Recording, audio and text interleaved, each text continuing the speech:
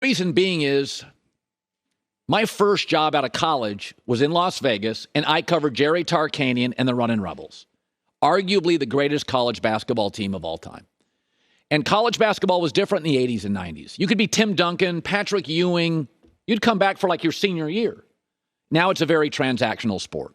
There are no great teams anymore. You'll have individual great players, but there are no more great teams.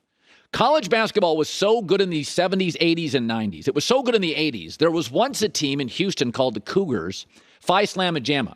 You can look them up on YouTube.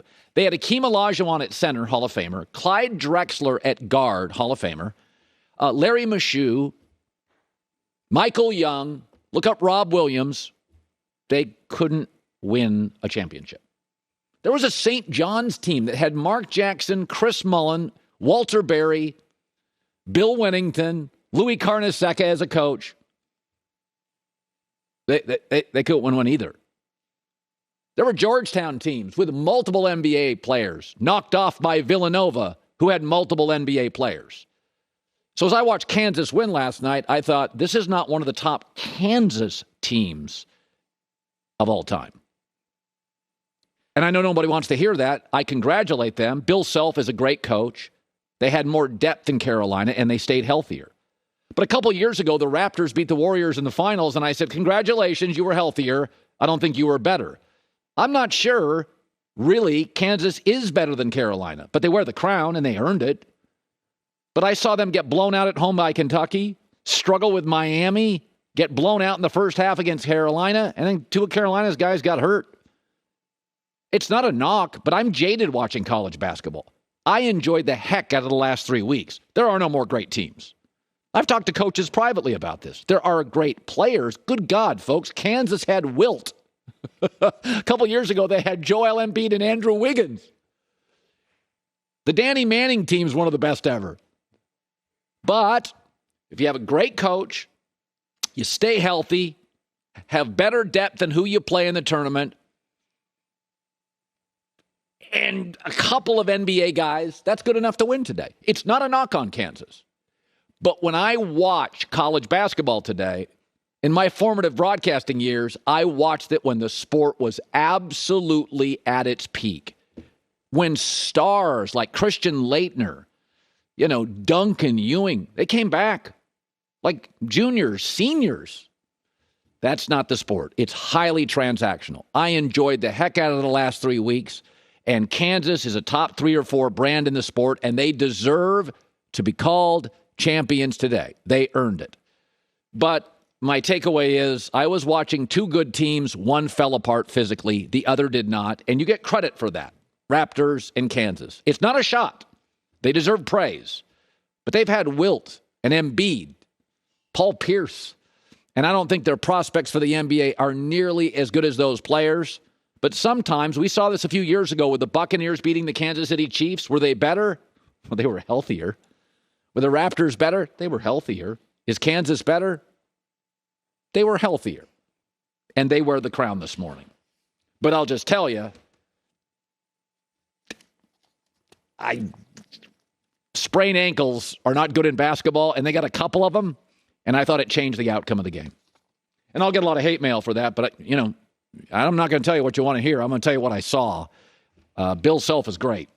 But I'll tell you, Hubert Davis, you got to be a pretty good basketball program. They weren't sure if Hubert Davis was the right guy to hire.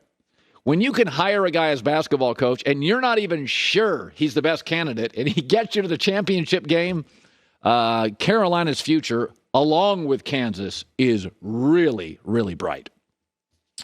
Okay. So to be derailed, you have to be on the radars and tech stars and political stars, a lot of them. In sports, there is nobody close to as popular as Magic Johnson. Nobody's close. No Laker ever. Certainly no Ram, no Dodger.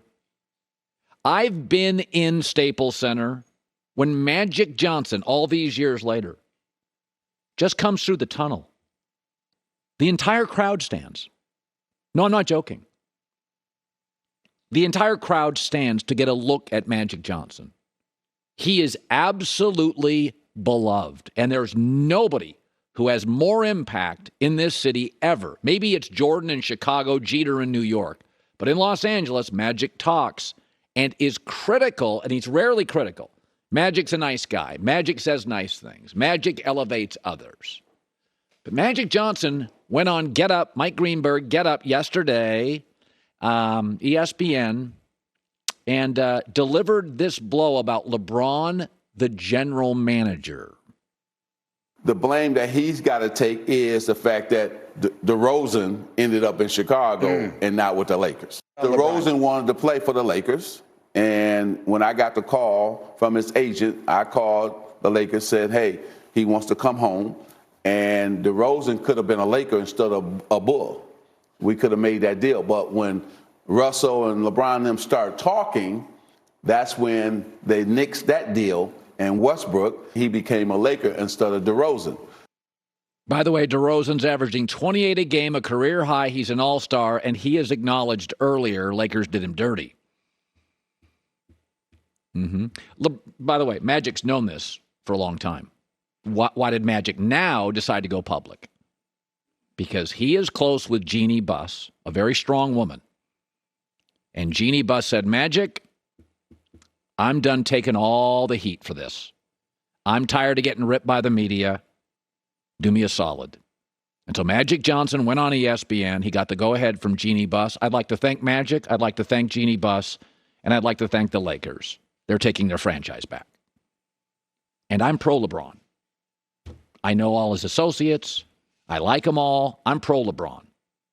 But, bro, this is L.A. This is not Akron. This is the Lakers, not the Cavs. You're old, not young. The Lakers are saying enough is enough. Jeannie Buss is saying, I've seen you dismantle 4 franchises, and we did it for you too.